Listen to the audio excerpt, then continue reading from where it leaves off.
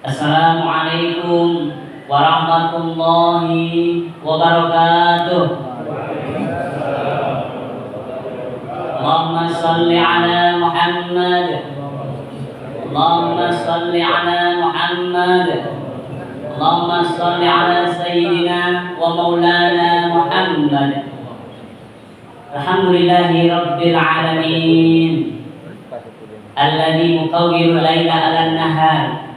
Nasyhadu an la ilaha illallah wa nasyhadu anna Muhammadan 'abduhu wa rasuluh. Yang kami cintai Profesor Dr. Haji Sumaryoto, Rektor Universitas Indraprasta PGRI Jakarta yang kita sayang bersama insyaallah. Wakil Rektor Bapak Dr. Heru dan para pejabat lainnya yang mungkin belum berkesempatan untuk hadir, dan yang kami cintai pula rekan sejawat, para dosen yang mengkhidmatkan waktu dan jiwanya untuk berkontribusi meskipun dengan berbagai macam keterbatasan ilmu yang dimiliki, mengabdi dan berkhidmat untuk Unindra. Semoga kita semuanya disehatkan Allah, diberkahi Allah, dan dijadikan semua apa yang kita lakukan di universitas tercinta kita ini menjadi amal yang akan memberatkan kita di akhirat. Amin ya rabbal alamin. Bapak Ibu hadirin yang dirahmati Allah, sepekan yang lalu secara tidak sengaja saya bertemu dengan Ketua DKM Bapak Ustaz Dr. Ahmad Muhajir. Tiba-tiba langsung ditodong, besok ya, apaan? Ngisi nuzul Quran. Siap? Kenapa? Pertama yang nyuruh ya, teman sejawat Ketua DKM, maka kalau tidak siap bisa kualat. Tetapi setelah saya pikir-pikir, ya hadir siapa? Ya Pak Rektor. Pak Rektor. Nah, gak bahaya Pak. Masya Allah. Alhamdulillah. Saya itu seorang santri, ketika di pesantren disuruh apa saja, kalau kiainya udah ACC harus yakin, harus mau. Nah pesantren ketiga saya ini di sini nih, di Unindra ini. Pak kiai saya Profesor Dr. Haji Sumaryoto, kalau beliau udah ACC berarti insya Allah dimudahkan. Amin ya rabbal alamin. Ya, mau atau tidak beliau langsung saya terus jadi kiai saya. Ya, memang harus begitu. Ya. Kenapa? Karena silsilah keilmuan, keberkahan itu harus didapatkan. Dengan apa? Dengan mentadaburi Al-Quran, insya Allah. Kali ini setelah saya dengarkan permintaan dan ACC dari Pak Rektor, saya berpikir apa kira-kira temanya. Nah, biasanya untuk indikator tema, maka selalu saya akan cari tema yang tidak terdapat di jurnal. Karena ini tergambar ya. Yang tidak ada di jurnal internasional maupun nasional, baik penelitian maupun Abdimas. Ya. Kenapa? Nah, kalau hanya mengulang yang ada di internet, untuk apa? Padahal Al-Quran itu begitu luar biasa, dahsyat Al-Quran itu. Masya Allah.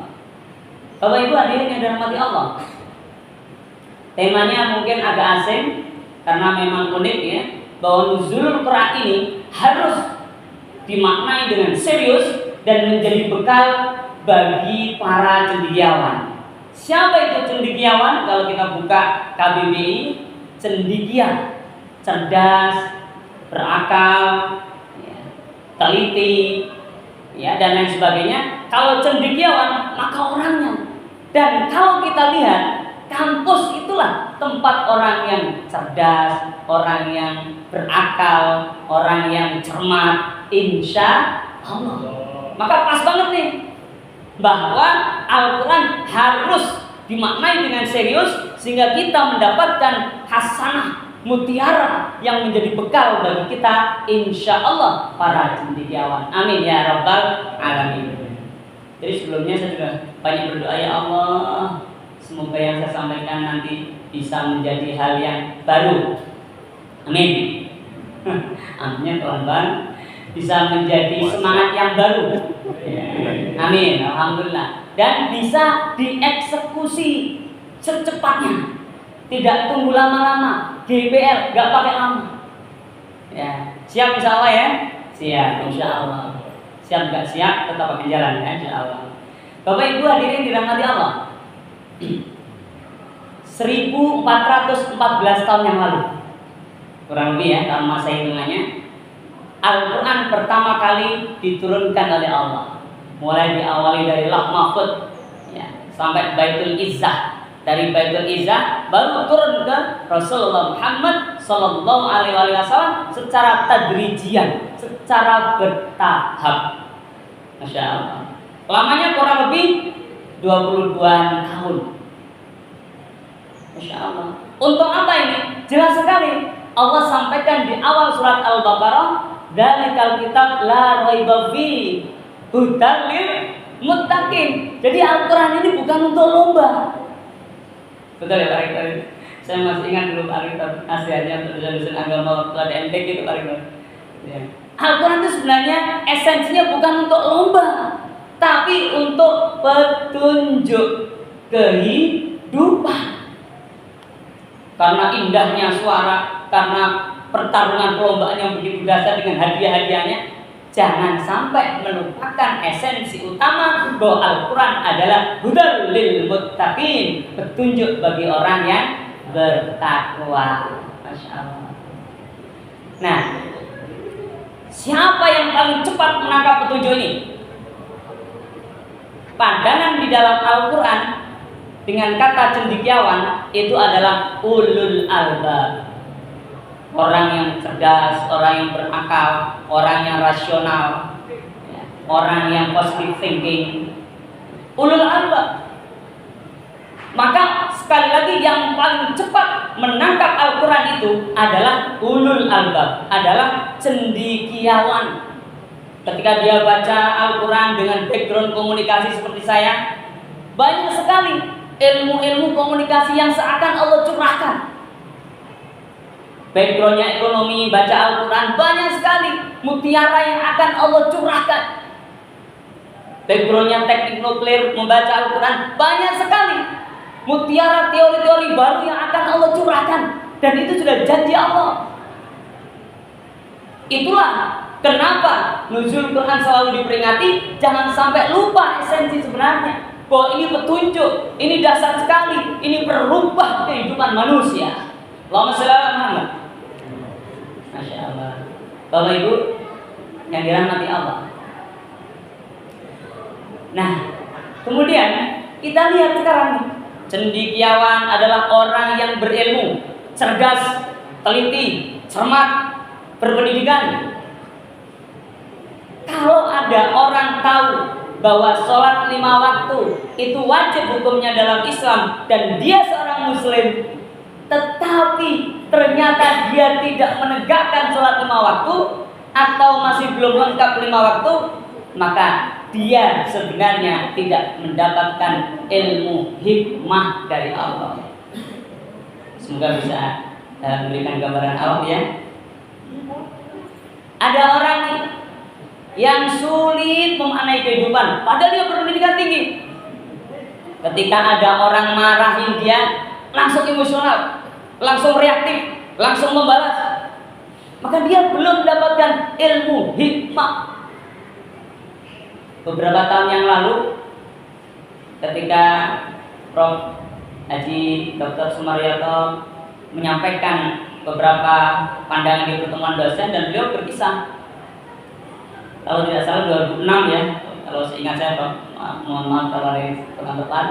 Nah, ketika beliau mau balik dari kampung, udah pegang tiket bis, mau naik, sudah naik, ternyata tempat duduknya sudah ditempatin orang. Nah, coba kalau kita, padahal itu tempat duduk kita, nomor kita tuh, bukan nomor orang itu. Ya mungkin sama atau kita wallahualam, kita nggak tahu. Tetapi beliau, Prof. Sumaryoto, merelakan.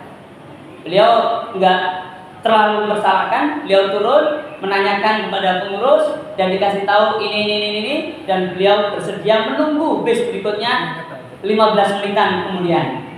Masya Allah. Dan apa Bapak Ibu? Inilah ilmu hikmah. Apa yang terjadi? Setelah itu ada kabar ya bahwa bis yang tadi mau dinaikin beliau ya terjadi kecelakaan. Masya Allah. Dan gara-gara nih waktu itu insya Allah ya sampai sekarang ya Prof. Sumaryoto dikasih ilmu hikmah oleh Allah sehingga beliau berhenti, nggak meladani dengan emosi, tidak mempersoalkan dengan ini kan harga diri, ini kan harta mati, ini kan hakku dan sebagainya. Enggak, yakin ma khalaqta hada batila, tidak ada yang Allah tentukan kecuali ada maknanya, tidak ada yang sia-sia. Oh, Masya Allah. Kita ini kan para cendekiawan, para dosen, para ilmuwan, para peneliti, para mahasiswa. Setiap hari belajar, berdiskusi, seminar. Tapi kadang-kadang kita tidak mampu untuk mempraktekkan ilmu yang kita dapat. Ilmu sabar, ilmu istiqomah, ilmu rasionalitas ya, dan lain sebagainya. Kenapa kita tidak mampu? Jawabannya adalah karena belum diberikan ilmu hikmah oleh Allah. Kenapa belum diberikan ilmu hikmah? Apa sih sebenarnya ilmu hikmah itu? Ilmu hikmah itu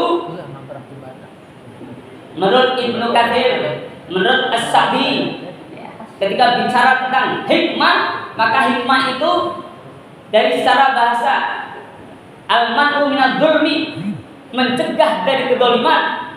Dari kajian para mufasir, hikmah itu adalah kepahaman terhadap suatu ilmu yang kemudian menghasilkan amal untuk kebaikan dirinya. Hikmah itu adalah seperti filter yang kemudian bisa menyaring ini baik, ini buruk. Adalah hikmah itu yang menjadikan seseorang mudah mencari alasan untuk selalu mensyukuri nikmat Allah. Masya Allah. Bapak Ibu hadirin yang dirahmati Allah, Allah sampaikan dalam Al-Quran, ilmu hikmah ini spesial. Ilmu hikmah ini disampaikan oleh Allah kepada para nabi dan rasul. Kita lihat misalnya Nabi Nuh, usianya sampai 1600 tahun, 950 tahun menyampaikan dakwah, hanya puluhan orang yang ikut, tapi beliau tidak putus asa. Itulah dapat ilmu hikmah.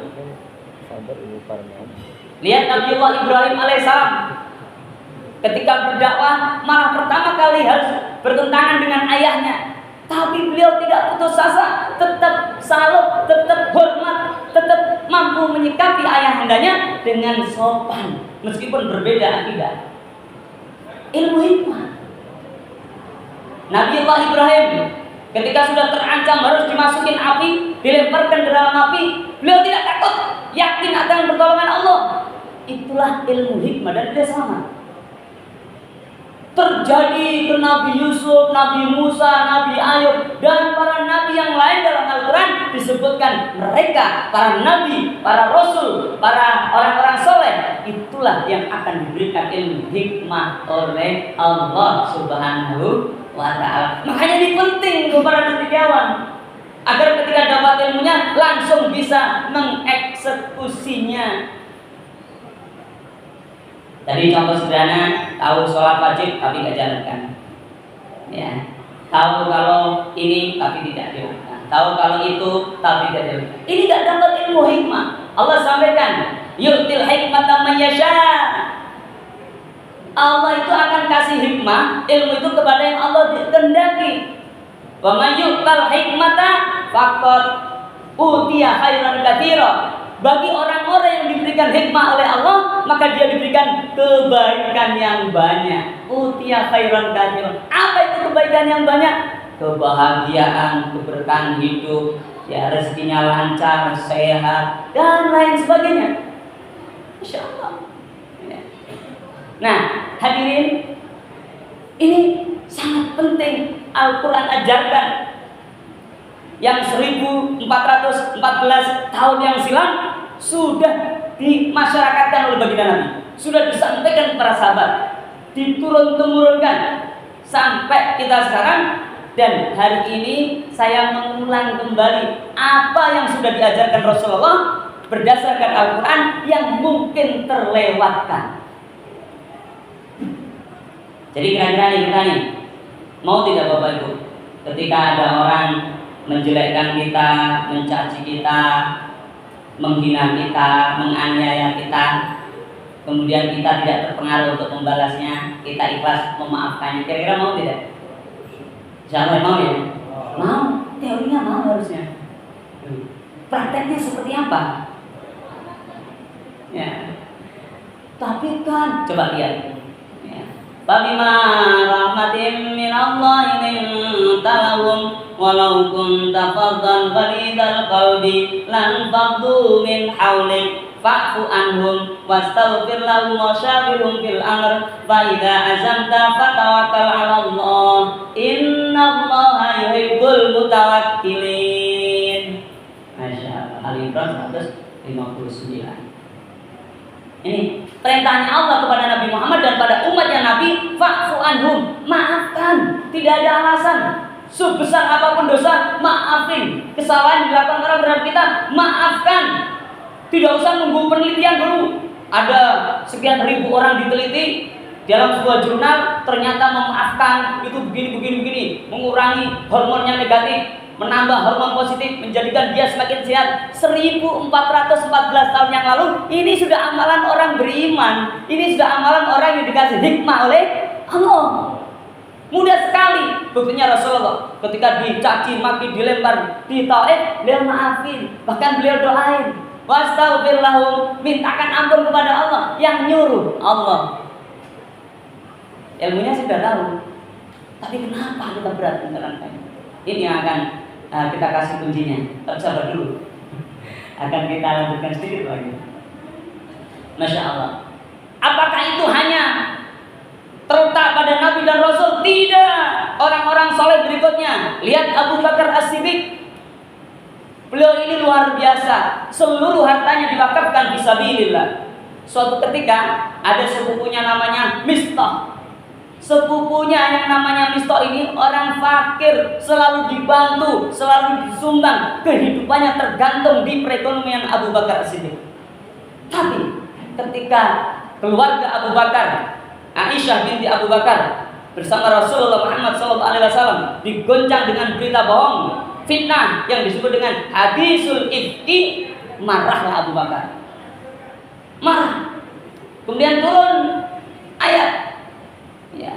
Dalam surat An-Nur, apa ayatnya? Allah sampaikan, kalau kamu berbuat baik, kemudian kamu dianiaya, dicaci, dimaki, padahal orang itu kita baikin, apakah kamu tidak ingin Allah mengampunimu? Masya Allah, sederhana. Mendengar ayat itu, Bapak Ibu, Abu Bakar langsung, ya, aku tidak akan berbuat apa yang aku niatkan pada Mistah. Aku akan terus berbuat baik kepadanya meskipun dia ikut-ikutan memfitnah keluargaku. Masya Allah. Dan itu disaksikan oleh Rasulullah Muhammad SAW.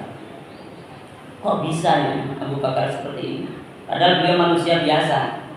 Mualafnya belakangan, kalau kita lahir langsung Islam. Masya Allah. Belum lagi Umar, belum lagi Utsman, belum lagi Ali, belum lagi orang-orang soleh setelah itu. Dan banyak sekali orang-orang hari ini yang mungkin tidak terekspos oleh media bahwa mereka mampu dan mendapatkan ilmu hikmah. Ya. Allahumma sholli ala Muhammad. Saya pembahasan. Insyaallah nanti kita cukupkan jam 5 aja ya. Pak Rektor ada acara, insyaallah kita doakan beliau sehat selalu, panjang umur dan selalu bisa menginspirasi kita. Terus terang, saya banyak belajar dari beliau meskipun beliau gak pernah langsung mengajarkan langsung ke saya per waktu gitu. Tapi saya banyak ya dengarkan nasihat beliau. Contohkan saya banyak Prof, kalau ya Prof lagi ada apa acara dosen, insyaallah ada belajar paling banyak. Dan saya suka ya sampai tadi peristiwanya juga masih saya ingat.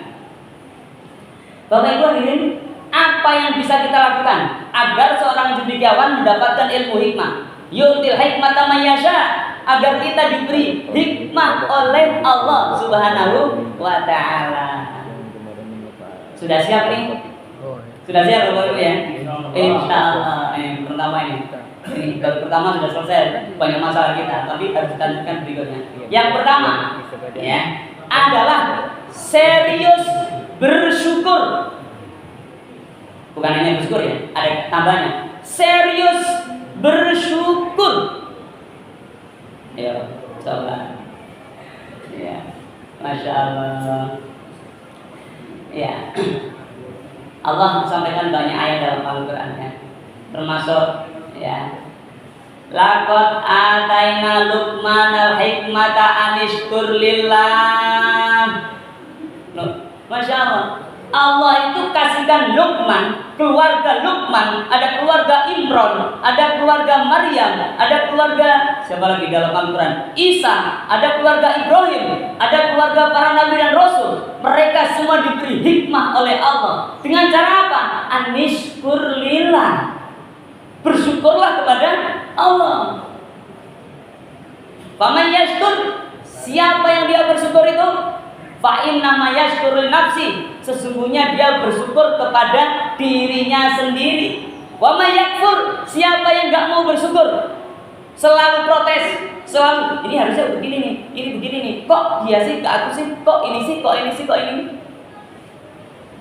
Wa may yakfur, dia tidak mampu melihat kenikmatan meskipun sedikit, tapi dia terpesona dengan kecewaan yang begitu besar dalam hidupnya. Fa innallaha ghaniyyun hamid. Allah itu maha kaya, maha terpuji. Masya Allah. Allah juga sampaikan dalam surat Ibrahim yang sangat kita hafal. La in syakartum la azidannakum wa la in kafartum inna adabi lasyadid. Itu rumusnya. Ternyata ilmu hikmah yang dimiliki para nabi dan rasul dimulai dengan satu perilaku syukur secara serius. Gimana mas? Enak? Alhamdulillah. Itu gak serius, gak cukup. Kadang alhamdulillah lisannya tapi hatinya masih brutal. Ya mohon maaf bahasa Jawa ya, masih kecewa. Insya Allah. Padahal sudah ngomong, ya alhamdulillah lah, ada lahnya.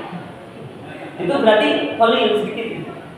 Masya Allah. Na'udzubillahi min dzalik. Bagaimana caranya agar kita syukur serius? Nah ini. Tadi kan cara untuk dapat ilmu hikmah, syukur serius. Tapi gimana cara syukur serius? Apakah cukup dengan lisan alhamdulillah? Ada caranya lagi dalam Al-Quran. Cara syukur serius itu pertama harus kita bentuk kita ini menjadi ulul albab, menjadi seorang cendekiawan. Bagaimana caranya? Disebutkan dalam surat Ali Imran 190-191. Inna fi khalqis samawati wal ardi wa ikhtilafil laili wan nahari laayatil liulil albab. Jadi harus menjadi ulul albab agar kita bisa bersyukur. Kenapa? Kita lihat ayat berikutnya. Alladzina yadhkurunallaha qiyaman wa qu'udan wa 'ala junubihim. Yang mengingat Allah terus ketika dia berdiri, ketika dia duduk, ketika dia berbaring. Alladzina yadhkurunallaha qiyaman wa qu'udan wa 'ala junubihim wa yatafakkaruna fi khalqis samawati wal ardh. Bukan hanya berpikir, bukan hanya mengingat, tapi juga berpikir tentang penciptaan langit dan bumi dan apa yang ada di antara keduanya, termasuk diri kita ini. Setelah itu apa yang dikatakan? Rabbana ma khalaqta hadza batila. Ya Allah, ya Rabb, enggak ada yang menciptakan ini sia-sia.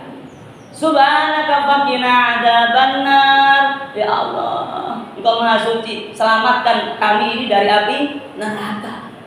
Masya Allah. Nah ini, sudahkah kita ini? Setiap jalan kita berpikir ingat pada Allah.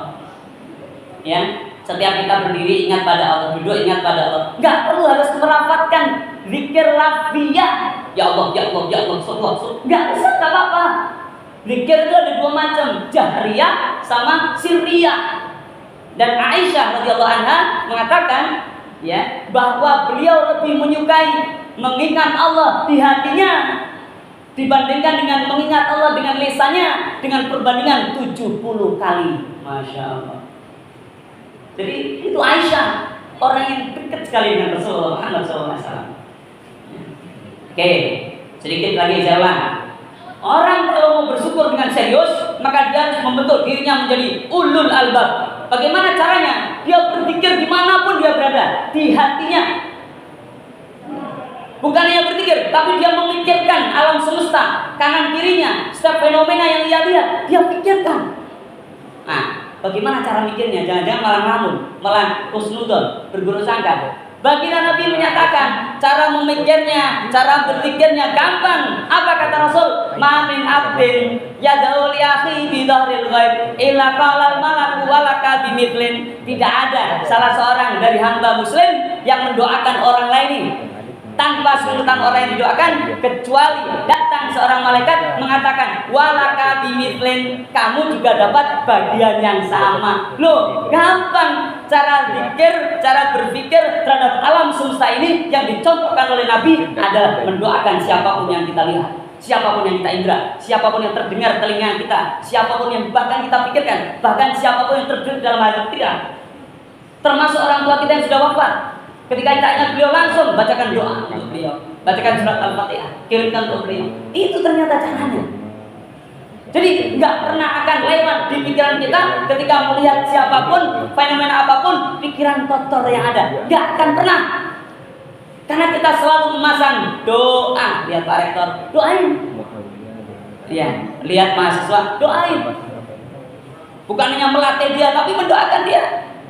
Sebelum masuk ruangan, doakan mereka, bacakan Fatihah agar ilmunya bermanfaat.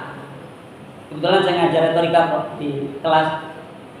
Ya, saya latih satu persatu. Pokoknya kalau offline kita harus berlatih satu persatu.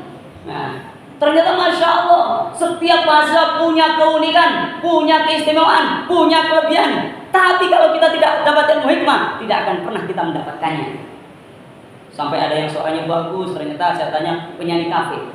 Masya Allah, luar biasa. Saya rekam ini sampai saya tunjukkan ke anak-anak saya ini. Nih, mahasiswanya Abi, ada yang suaranya bagus banget. Cuman saya tambahin, kalau bisa ditambahin dengan sholawatan, masuk ke barang dikit. Lumayan kan? Jadi jangan lagu-lagu mesra yang mengalun-alun terus, yang merupakan pada Allah, tambahin dengan sholawatan. Siapa tahu lama kelamaan semakin baik. Allahumma sholli ala Muhammad. Jadi Bapak Ibu, cara bersyukur itu doakan orang. Agak mungkin dianggap agak jauh, padahal enggak. Cara bersyukur itu banyak berpikir, banyak mengingat Allah dengan cara apa? Sekali lagi, mendoakan orang lain tanpa terucap. Hati kita bergemuruh, berdetak, bergoncang, selalu sibuk doain orang. Saya dulu kuliah S3 enggak selesai-selesai.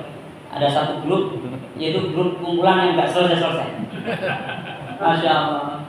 Saya ingat ayat Allah, saya ingat hadis Nabi. Akhirnya setiap lihat dulu, ya Allah, selesaikan semua yang ada di grup ini. Selesaikan semua, kan ada saya di situ.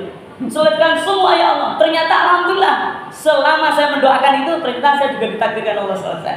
Alhamdulillah. Ternyata nggak dari dulu tahu ilmunya. Harusnya apa? Sibukkan banyak mendoakan orang lain, dirimu sendiri akan didoakan malaikat. Kalau malaikat yang berdoa, la mukasyafalah, nggak akan tertutup langit untuk mendengar doa kita. Karena malaikat yang tidak pernah bermaksiat kepada Allah. Kita ringan, cuman bodoh doa, cuman bekal doa aja orang lain. Dan ternyata itu akan memudahkan kita bersyukur.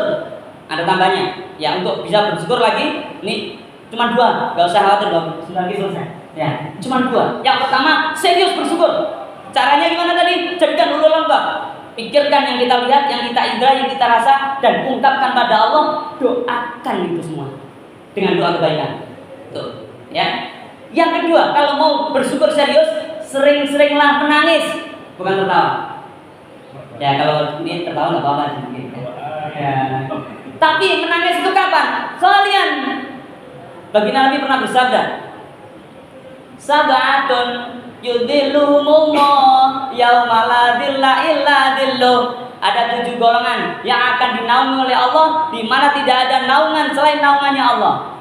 Yang pertama al-imamul adil, imam yang adil, pemimpin yang adil. Insyaallah kita doakan Pak Rektor kita, ya termasuk golongan ini. Dan yang paling akhir yang ketujuh adalah rajulun dzakarallah khalian fafadat ainahu. Orang yang mengingat Allah dalam kesendiriannya, Ingat ya, kesendirian itu tidak harus menyepi, enggak. Kesendirian itu di mana? Kita private, hati kita sama Allah. Itu kesendirian. Kalian fafadat ainahu, kemudian mata kita jadi panas karena bawang sih. Mata kita jadi kayak ya Allah terharu. Kemudian muncul tetes-tetes air semakin banyak dan mengalir tanpa orang lain yang menyebabkannya. Bukan karena dalam seminar di ojok-ojokin, ayo nangis bu, bapak ibu. Enggak, tapi dia kalian. Hanya dia dengan Allah. Just 2%. Ya, tapi Allah bukan person ya. Hanya kita dengan Allah dalam kesendirian. Dan itu banyak, gampang. Nanti bapak ibu misalkan bapak-bapak baru nyampe rumah telat dimarahi istri. Misalnya, ya saya bayangin saya ini. Dimarahi istri. Nah, jangan ingat, itu kesempatan. Kenapa Allah jadikan istri kita marah? Agar kita ini private sama Allah. Agar kita ini dikasih kesempatan sama Allah. Ingat. Zakarallah kalian fafadat ainah. Ingat Allah, kembalikan pada Allah, doakan istrimu. Doakan kebaikan, tidak ada yang sempurna. Kau juga nggak sempurna. Sadari, jangan terpancing emosi, jangan tiba-tiba pisah, jangan tiba-tiba pisah. Kita nggak cocok. Padahal anaknya udah banyak, cucunya udah banyak nggak cocok. Masya Allah. Nah, kenapa ini? Karena jarang-jarang nangis, Bapak Ibu. Sering-sering nangis. Kenapa ini saya sampaikan? Lagi-lagi pengalaman. Karena S3 begitu besar tantangannya di UIN. Jadi saya sering nangis. Tapi ingat, nangisnya mensyukuri nikmat, bukan meratapi nasib. Nah ini harus nih. Jadi kalau istri kita marah-marah, harus bersyukur. Pahalanya banyak. Bersabar menghadapi dia, mendoakan dia. Pahalanya banyak. Dan lihat, wait and see, tunggu dan lihat. Gak lama Allah berikan berkah. Disebutkan dalam Al-Quran surat An-Nisa. Banyak sekali, luar biasa. Hanya kita yakin atau tidak. Nah, insya Allah kalau kita sering-sering menangis dalam kesendirian kita, gak ada orang tahu. Kalau ada yang mau tahu, segera kita usah. Ya, segera kita usah. Kalau perlu wudhu biar gak ketahuan. Nah, kapan itu? Ketika naik motor pulang lihat orang, ya Allah, ini difabel, tapi dia nggak mau minta-minta. Dia berjuang dengan keringatnya sendiri untuk mencari nafkah. Ya Allah, kuatkan ya Allah, istiqomahkan ya Allah. Doakan. Akhirkan kami semua husnul khotimah, pertemukan di surgamu ya Allah. Itu yang sibuk kita. Nanti kalau nggak percaya buktikan Pak. Bahkan dalam sebuah hadis, bagi Nabi pernah mengatakan, kalau kamu nggak bisa nangis, paksakan pura-pura nangis kepada Allah ya, tapi nggak ada yang lihat ya. Nah ini, jadi kalau pura-pura nangis karena dilihat orang enggak, ya pura-pura nangis di hadapan Allah dalam kesendirian kita, just to hanya kita dengan Allah. Masya Allah. Nanti habis ini coba, ya naik mobil sendiri atau coba syukuri ya Allah, dulu begini, dulu 300.000, sekarang 3 juta, alhamdulillah. Jangan yang sono 30 juta, belum mikir sana kapan syukurnya. Bagi Nabi mengingatkan, unduru ilaman huwa asfala minkum wala tangduru ilaman huwa fawqakum. Lihat yang di bawahmu, jangan lihat yang di atasmu. Coba kalau bilang yang di atas bisa cemeni leher kita, salah orang gitu ya. Dalam hal dunia lihat di bawahmu, maka kita akan dimudahkan oleh Allah bersyukur. Dan kalau kita bersyukur, kita diberi ilmu hikmah oleh Allah Subhanahu wa ta'ala. Yang terakhir, nah selesai. Yang kedua, satu syukurnya serius ya Pak Bu ya. Yang kedua adalah mengamalkan doa khusus. Nah ini, semoga nanti kalau nggak hafal di sini dicari di rumah. Doanya ada di dalam surat Asy-Syu'ara ayat 83. Rabbi habli hukman wa alhiqni bis salihin. Rabbi habli hukman wa alhiqni bis salihin. Rabbi habli hukman wa alhiqni bis salihin. Ya Allah ya Rabb yang mengatur alam semesta ini, habli hukman, berikanlah aku ilmu hikmah, wa alhiqni bis salihin, dan masukkanlah aku ke dalam golongan orang-orang yang saleh. Masya Allah. Dan kalau kita kaji secara bahasa Bapak Ibu, alhiqni itu beda dengan adkhilni. Kalau adkhilni masuk aja, masuk ke ruangan. Loh, siapa Pak? Saya bagian bawah tas. Beda. Tapi kalau alhiqni, alaqah. Ada kesamaan dengan kata kalung, nempel. Wal hikni bisolihin, ya Allah jadikan aku masuk bersama orang soleh dan dinamakan pun menjadi orang soleh. Jadi nggak akan ada beda. Ketika kita doa itu, Allah kasih ilmu hikmah dan Allah jadikan kita masuk ke dalam golongan orang soleh, bukan mengikuti orang soleh, bukan. Kitalah yang juga bagian dari orang soleh. Itu namanya wa'al hikni bisolihin. Nanti janji Bapak Ibu ya, diamalin ya. Janji ya, insya Allah. Ini dari Allah Subhanahu Wa Taala. Ya, doanya Nabi Ibrahim alaihissalam, Abul Anbiya, bapaknya para nabi dan rasul. Kalau kita jalankan, insya Allah, Allah kasih ilmu hikmah. Allah kasih kita rahasia. Kalau bahasa ekstrimnya, perlu saat bumi ini nara. Tahu sebelum dikasih tahu. Tapi jangan buat ramal ya. Diamalkan, insya Allah, minimal untuk dirinya. Kalau ada apa-apa, sampai tahu. Ya, sampai tahu. Jangan sampai kuliahnya pertanian kerjanya di bank. Nah itu berarti belum. Ya, belum dapat ilmu hikmah. Kalau dia dapat ilmu hikmah, dibimbing oleh Allah terus, dibimbing terus sampai kemudian dia pada posisi menjadi orang-orang yang soleh, insya Allah. Jazakumullah, terima kasih. Mohon maaf, semoga Allah merahmati kita, memberkahi kita dan memudahkan kita untuk menjalankan dua tadi. Syukur yang serius dan amalkan doa setiap habis sholat atau kapanpun. Rabbi habli hukmah wal hikmi bis-shalihin. Billahi taufiq wal hidayah wa ridha wal inayah. Assalamualaikum warahmatullahi wabarakatuh. Waalaikumsalam. Terima kasih.